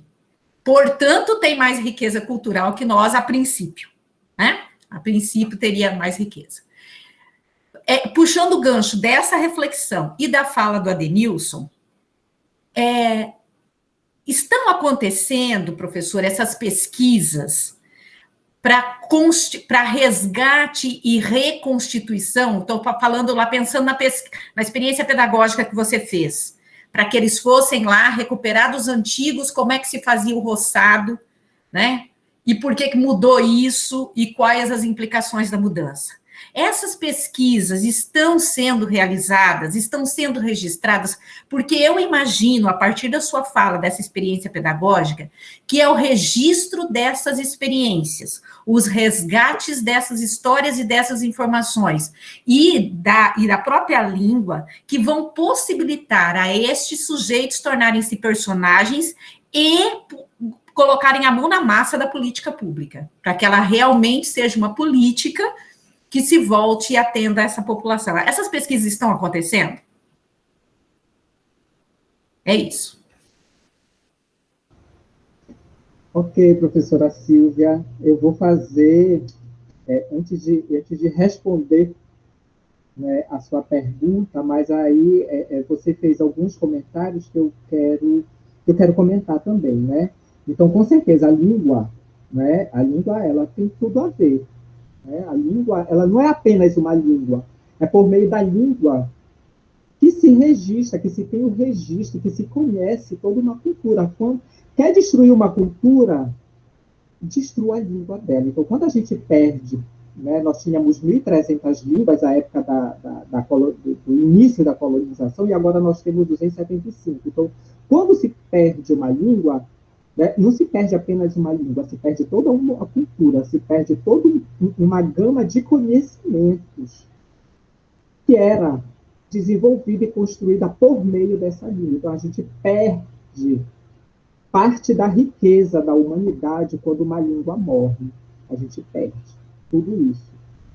Então, os jesuítas, quando eles chegaram aqui, eles aprenderam muitas línguas indígenas, com certeza, mas nunca no sentido de manutenção dessas línguas.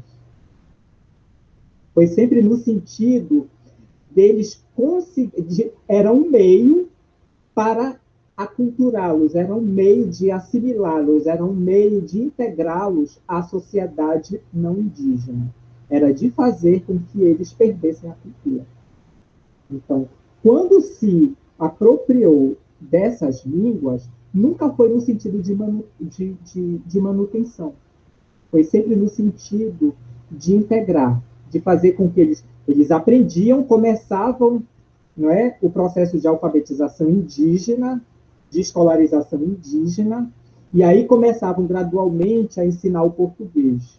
A partir de um momento que eles tivessem, né, esse domínio do português, proibia-se de falar a língua indígena. E aí tudo acontecia na língua portuguesa. E mesmo a tentativa da produção da gramática? Mesmo a tentativa. Tá? Sempre foi nesse sentido. Então, embora seja um material riquíssimo que a gente tenha o que foi produzido pelos jesuítas. É um material riquíssimo, né? Se não fosse os jesuítas, muito teria se perdido totalmente, não saberíamos, inclusive, da existência. Tá?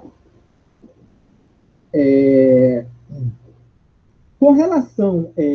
até 1857 se falava as línguas indígenas. Né? Eu esqueci o nome da língua, eu acho que era o tupi. Né? Guarani que se falava. A informação que eu tenho é que era tupi. Tupi antigo? Isso, exatamente. Então, se falava, além do português, se falava. Aí, o que foi que aconteceu? O Marquês de Pombal, em 1857, né? Amando, claro, da coroa portuguesa, eles proibiram de se falar a língua tupi-guarani. Então, só podia falar, era proibido falar outra língua que não fosse o português. Então, tanto que o português é tido como língua oficial, mas é a única que se fala no Brasil? Não. Né? Mas eles foram proibidos. Né? Então, começou daí. Aliás, começou daí não. Né? Ficou institucionalizado por meio do Marquês de Pombal, em 1857, que se proibiu. Né? E isso, claro, era a estratégia do colonizador, era essa, realmente. E agora, voltando à sua pergunta, sim, as pesquisas, tem muita pesquisa, tem muito linguista, muitos linguistas mesmo, tratando disso. Né? Tem muitas pesquisas aí, de muita gente em várias universidades aí com essas demandas, com essas frentes de trabalho e desbravando, né? O UNB, o UFG, a USP, o Unicamp também. Pesquisadores indígenas também? Também tem. Mas pouco, viu? Não é muito, não. Nessa Será área, porque por conta, talvez, de eles não terem, por parte das instituições de educação, um espaço para discutir o assunto? Talvez seja isso, eu imagino. Exatamente.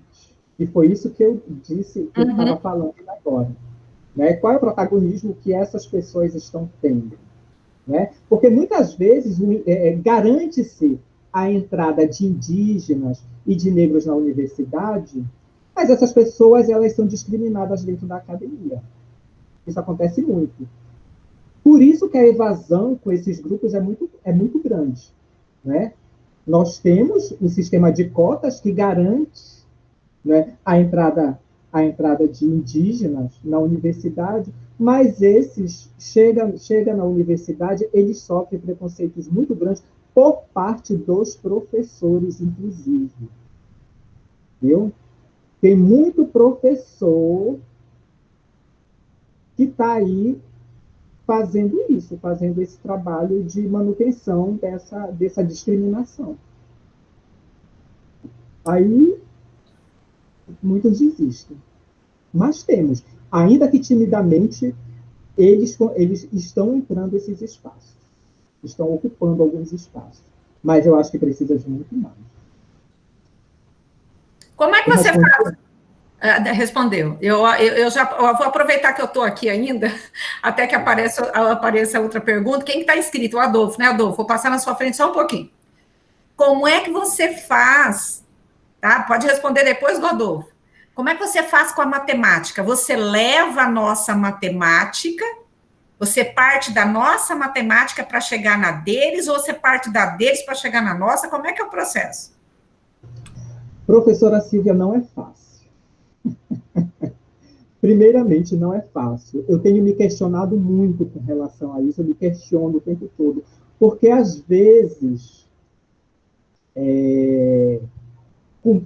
de boas intenções, mas tinha muito colonizador com boas intenções também, né? Então, eu me pergunto muito, né, o que é que eu ando fazendo. Então, atualmente, eu tenho adotado a postura de conversar com eles, saber o que é que eles têm feito, né, como é que se dá. Agora, é claro que isso dá trabalho, né? Isso não é fácil, dá trabalho. Conhecer a cultura do outro, mesmo que minimamente, isso não é fácil. Mas é isso que eu procuro fazer. Ir nas aldeias, participar dos rituais, saber o que é que está acontecendo. Qual é a lógica, né? Existe algum, né? E aí eu critico, por exemplo, de chamar determinada coisa, por exemplo, aquela forma de contar do povo xerente. Ah, essa é a matemática do xerente. Eu discordo. Isso não é matemática. Isso é parte do conhecimento deles. É o conhecimento deles. Até porque eles não categorizam o conhecimento da forma como a gente faz. Quem categorizou o conhecimento foi a gente, foi a sociedade ocidental.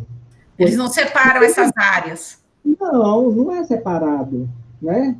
Mas quem chega lá na cultura deles e diz que aquilo é matemática, sou eu que venho de uma cultura que tem a matemática como categoria de conhecimento.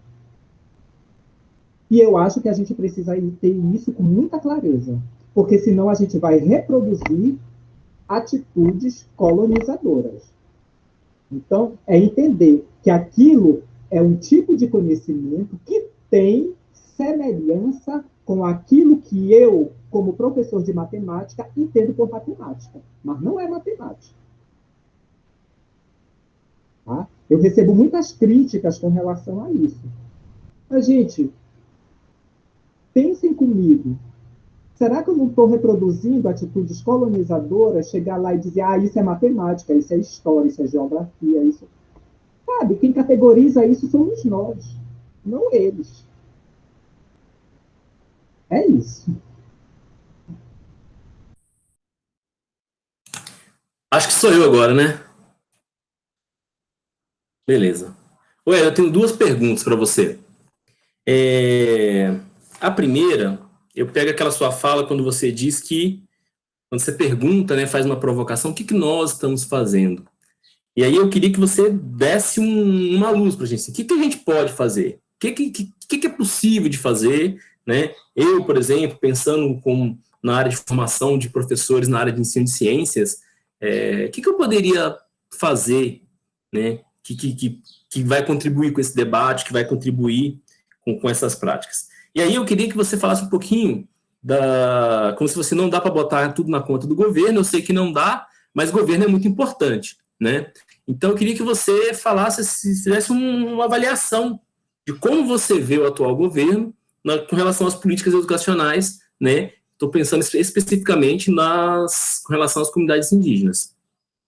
E por último, para acabar, que eu acho que isso acho que todo mundo vai querer ouvir isso daí, eu não consigo esquecer, eu não tiro da minha cabeça das vezes que a gente sentava lá em casa, tomando um vinho, batendo papo, e você contava para mim as suas experiências lá nas aldeias, como era chegar, como que era ser convidado para comer, como que era a comida e tal. Eu queria que você falasse um pouquinho sobre isso, porque existe tipo meio um ritual, né, quando você chegava na aldeia para saber onde você vai dormir. Você chegava, não sabia que você ia dormir lá, se eles iam me aceitar, que você foi preso uma vez lá pelos índios, né? Conta pra gente essa experiência. Você ficou impedido de sair da aldeia. Eu acho que é muito interessante saber como é que foi isso. E você com a sua calma, tranquilo. É isso, eu acho que é isso. São 3 questões, então. Então, a primeira, você falar assim. Eu acho que você entendeu. Se tiver dúvida, a gente volta nelas. Certo. Se eu esquecer de alguma, aí tu me lembra, tá? Primeiro, o que fazer? Adolfo, não sei.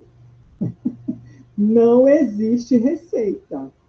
Não existe receita. A gente, é assim, é no tato que eu faço, sabe? O que eu acho, e aí sim, se existe uma receita, é estar sensível a essas questões. Eu acho que a gente precisa ter sensibilidade, sabe? A ouvir o outro nos seus anseios, nas suas angústias. Se eu tenho alunas indígenas, o que é que eu faço? Quais são os problemas que elas estão passando? E elas passaram muitos problemas. Quando elas entraram na universidade, elas sofreram, essas minhas alunas indígenas. Uma pena que elas não estão aqui. Eu convidei, mas com esse negócio de ensino remoto, elas estão usando só o celular. E aí o sobrinho de uma delas ia usar o celular nesse horário. E a outra, ela disse que vinha, mas ela, não sei, eu acho que teve algum problema com o endereço antigo da sala. Então, o que é que eu faço? Primeiro, eu vou muito na aldeia. Mas aí, na aldeia, para mim, não é problema nenhum, porque eu gosto. Se eu pudesse, eu ficava mais na aldeia do que na cidade. Né? Então, é ouvir. Né? Elas chegaram na universidade e a professora Giovana, que na época era a coordenadora do curso, está aqui.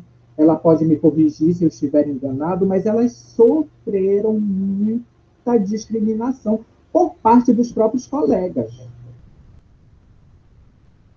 E por parte de muitos professores dentro da regional também, sabe? Então, saber quais são as dificuldades, o que é que eu posso fazer para te ajudar com relação a isso? Me diz, teve momentos que elas estavam quase passando fome, não estavam recebendo bolsa, nada. Sim, sabe? foi isso mesmo. Saber Isso de que mesmo. forma a gente pode caminhar, não é, Giovana? Não foi isso? Sim, sim, nós sofremos muito com tudo isso, né, Hélio? A gente à frente também, né? Nós fomos, na verdade, em Aruanã, para auxiliar, né, mesmo os grupos indígenas a irem fazer o curso de licenciatura em educação do campo na Universidade Federal de Goiás. Eu tenho as fotos até hoje, Hélio. E digo para vocês, elas, sim, elas, né, de modo geral, ficaram loucas para ir para o curso, mas chegando lá, o enfrentamento e a realidade é totalmente diferente do que esperam até ter, né, de fato, o recurso para elas estarem na cidade. E se não fosse, tá, essa parceria toda, né, tanto do professor Hélio, minha também, de outros docentes, no início, assim, ia ser impossível a permanência delas no curso. Desculpa, professor. Tranquilo, Giovana, muito obrigado por me ajudar. Elas teriam desistido, né? E eu vou atrás. Eu mando mensagem, eu cobro, sabe, o que é que está acontecendo, como é que está aí na aldeia, sabe? Então, eu acho que é isso, Adolfo, é sensibilidade. Eu acho que a gente tem que estar sensível, né? E ouvir, temos que ouvi-los, né? Ouvir essas comunidades, saber o que é que eles, né? De que forma que a gente pode estar ajudando nesse caminho. Aí a sua outra pergunta, o governo. Bem, gente, esse governo é um desastre em todos os sentidos, para tudo, de uma forma geral. E com relação aos grupos indígenas, ele é um genocida. Ele é um genocida. Tudo que diz respeito aos povos indígenas, ele é... E, gente, as próprias palavras dele, tudo que ele fala que se refere aos grupos indígenas, é com preconceito, sabe? E ele já deixou muito claro que ele, no governo dele, ele não vai demarcar nenhuma terra indígena. E agora eles saem, tiram daí essa questão do marco temporal, que é outra violência muito grande com os povos indígenas. Então, sabe, não esperemos desse governo nada de bom, eu acho que em relação a nada. E com relação aos grupos indígenas, pior ainda. Tudo que ele tem feito é para prejudicar esses povos.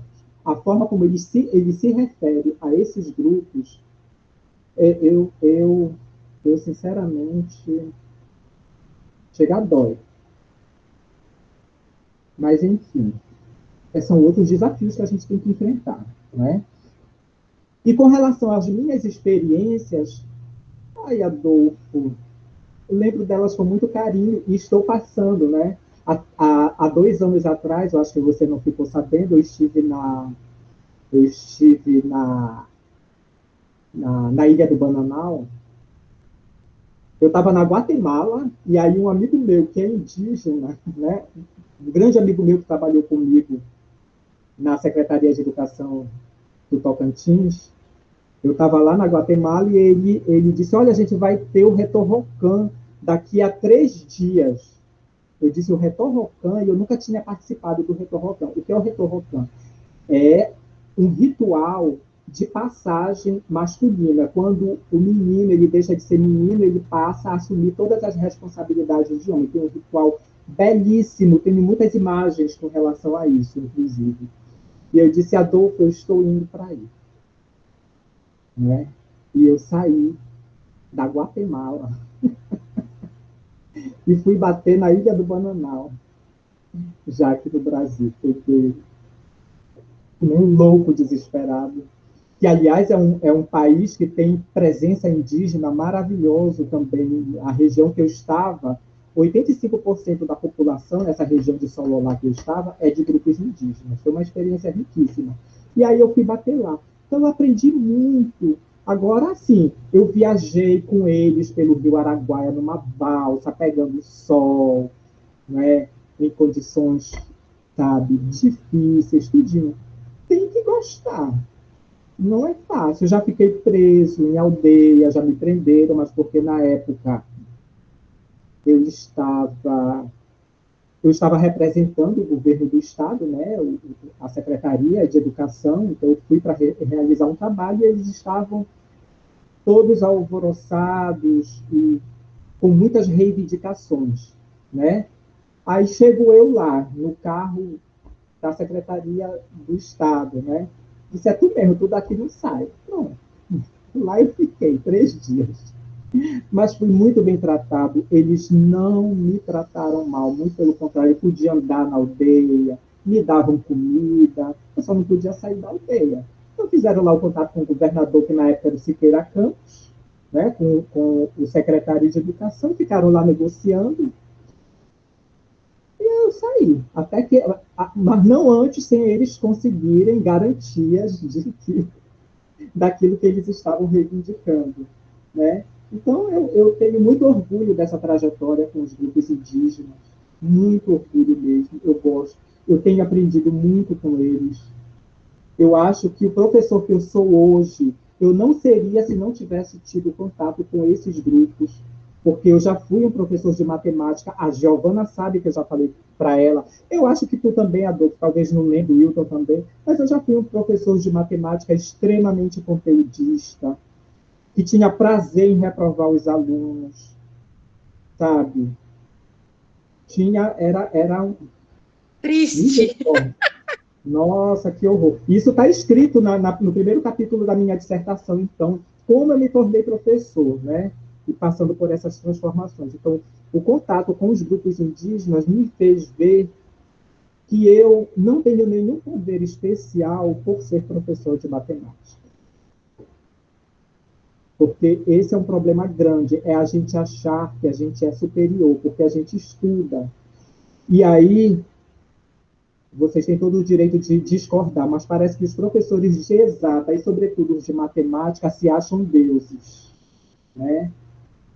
Se acha assim, o suprassumo do conhecimento porque fez matemática.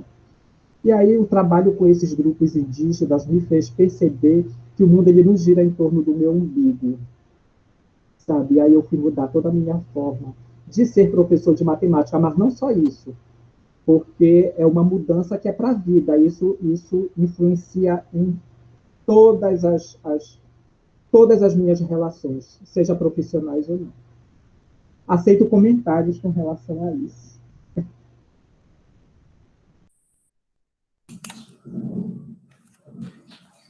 Alguma pergunta mais, algum comentário? Fiquem à vontade aí, pessoal. Eu gostaria de falar um pouco, se possível. Fica à vontade, Tim. Deixa eu só apresentar, Tim. Tim é um amigo nosso também, fez pós-graduação com a gente, é professor do IFMG, Campus Bambuí, professor de física, tá? Um grande amigo. Gente, um prazer estar aqui. Obrigado pelo convite, Adolfo, colegas. Prazer rever você, Hélio. Muita saudade, nunca mais se ligou, falou nada. Eu queria só destacar o seguinte, foi muito bom estar aqui. Na minha região lá, Hélio, como você já sabe, tem a presença dos índios cariris.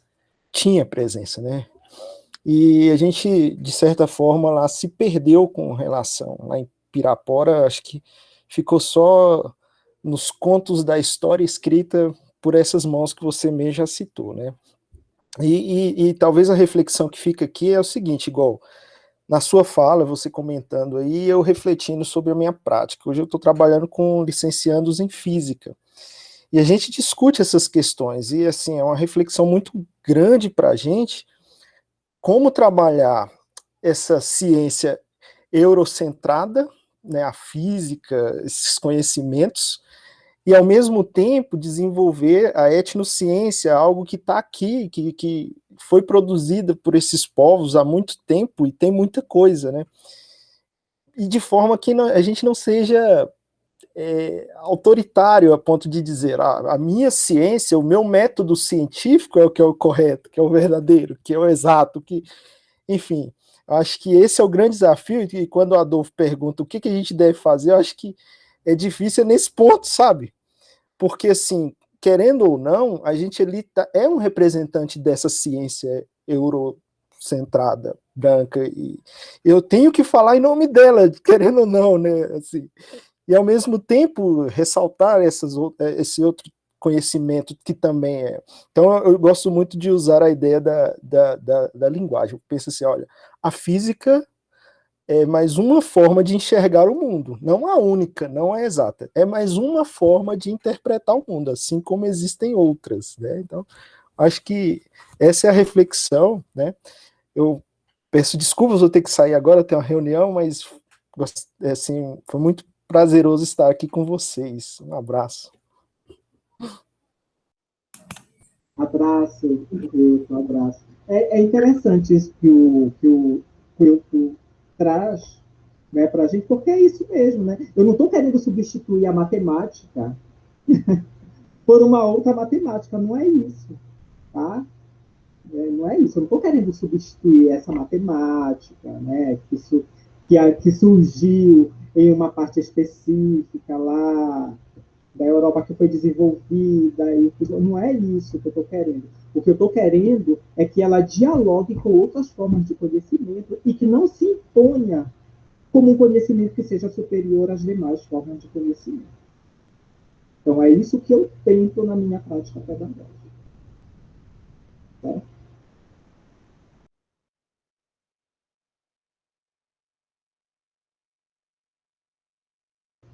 A Denilson, acho que a Denilson tem mais uma questão, né? Isso aí, para a gente poder começar a pensar em encerrar também, que já estão 5 horas, né? Não sei como é que está o tempo do Hélio aí. Eu tenho uma reunião daqui a pouco. Outra. Esse negócio de ensino remoto, né, de tudo virtualmente, aumentou demais o nosso trabalho. Então, é o dia todo, entrando e saindo de reunião. Que horror. Verdade. Vamos, então, só fazer a questão do Adenilson, pode ser? A gente caminha para o encerramento, por favor? Tá, pessoal, agradeço. Então, mas assim, não é tão urgente, pode, como é que fala? Então, vou fazer, mas caso tenha que encerrar, encerra, assim. Mesmo agradecer também ao professor Adolfo por esses amigos aí, né, e convidar para estar aqui com a gente nessa tarde, muito interessante. Mesmo assim, que o professor vai falando e a gente que passou um pouco por essa experiência vai recordando das coisas também, vai vendo tudo isso. E essa relação que o professor faz entre ensino e pessoa, né, que muitas vezes a gente esquece disso, né, mesmo professor a gente esquece dessa coisa intrínseca. Bem nesse sentido, eu lembro que quando eu trabalhava, eu podia, sei lá, sentar no chão, né, fazia várias coisas, assim, e via, ficava de um modo mais tranquilo em relação à escola urbana, né, digamos assim. Mas lembro também de uma vez que eu estava lá, um frio danado, não sei quantos, quase 0 grau, chegava os estudantes de chinelo de dedo, de calçãozinho e tudo mais, passa num frio lascado, né? Aí eu pensava até que ponto o Estado está chegando aqui da maneira que tem que chegar, né? Trazendo o professor, mas não ou seja, tá esquisito isso. Mas assim, a questão é nesse sentido. Uma vez eu estava lá à tarde, bem rápido assim, aí alguém perdeu o ônibus, alguém perdeu lá a condução que ia para um morro lá, não sei na onde, e eu falei, deu ruim, né? O pessoal ia ficar desesperado, que eu nunca tinha visto aquela situação. E aí, de repente, o pessoal voltou ali, sentou no banco, uns deitaram e ficaram. Eu falei, mas e agora? Se não voltar e se esquecer? Se não voltar, a gente vai amanhã, né? Mas e daí? A gente fica aqui, sem problema, sem problema. E aí eu via nas rodoviárias, que era uma época que eu ficava muito em rodoviária, o pessoal desesperado quando o ônibus atrasava 5 minutos, 10 minutos, né? Aquele pessoal xingando, fazendo aquelas coisas. Ou seja, isso foi um dos ensinamentos assim, que eu lembro com muito carinho da minha experiência lá. Aí eu queria, claro, o tempo é muito curto, caso o professor pudesse contar um ou dois desses ensinamentos, às vezes até indiretos, que o professor recebeu ali, dessa cultura, desse modo de ver o mundo, que de algum desses, eu acho que vários, né, mas algum professor guarda com muito carinho desses ensinamentos que o professor aprendeu. Adenilson, tem um específico que eu não esqueço até hoje. Tem um grupo no estado de Tocantins que se chama CRAU. Eles ficam, é um grupo que eu acho que é nordeste de Tocantins, já na divisa com o Maranhão. E eu passei uns 10 dias com esse grupo lá. E eu fui com esse grupo. Então, quando eu tinha que era designado para ir, eu sempre ia, e sempre me mandavam para as aldeias mais longe, de difícil acesso, porque eu não me importava, né? Os outros não gostavam de ir. E eu ia com muito prazer. E aí, quando eu tinha que ir para essas aldeias, eu ia e ficava muito tempo também. E às vezes já ia levando tudo que tinha para levar. Né? Então, inclusive merenda escolar. Inclusive, merenda escolar. Tinha que levar material de tudo quanto é jeito. E uma vez eu fui levando merenda escolar. Né? Tivemos que passar na cidade esqueci o nome agora da cidade. E aí pegamos na regional, né? Nessa regional, e aí fui para a aldeia, num caminhão, levando comida. Né? Assim que eu cheguei com essa comida da merenda escolar, os índios, as lideranças, cacique, né, pajé, os professores indígenas, eles pegaram na mesma hora, eles pegaram toda a comida e levaram para o centro da aldeia.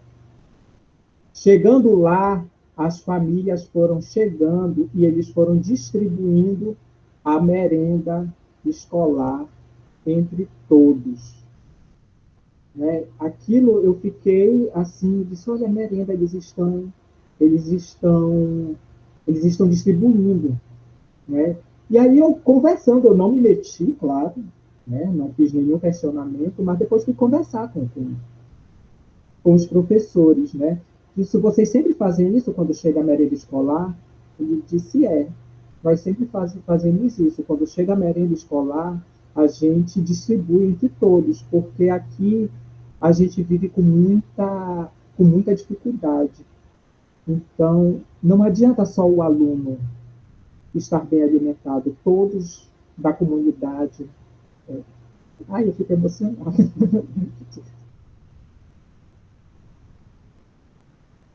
Eu aprendi muito. Tenho aprendido muito. Desculpe.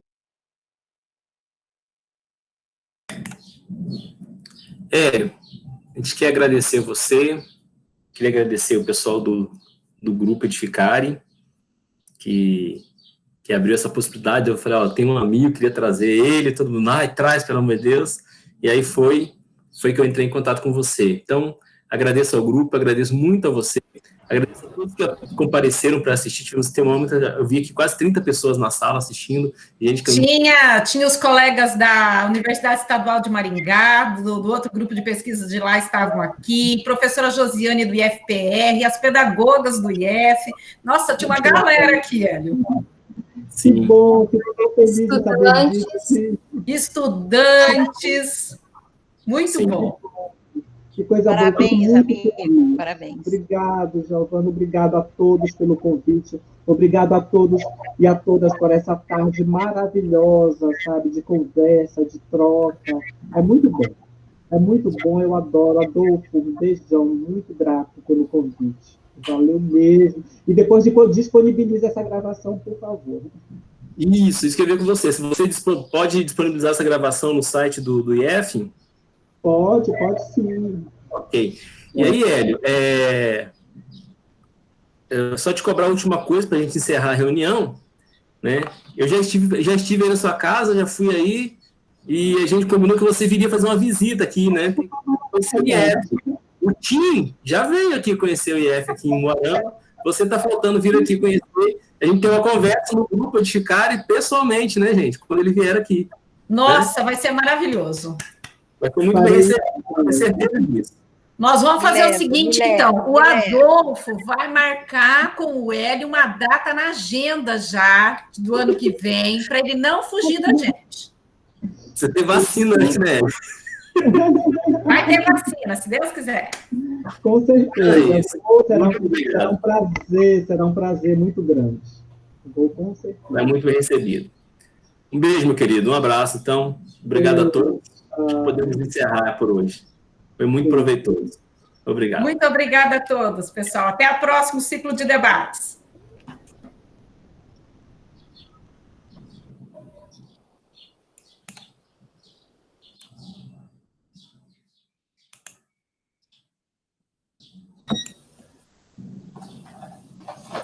Epa!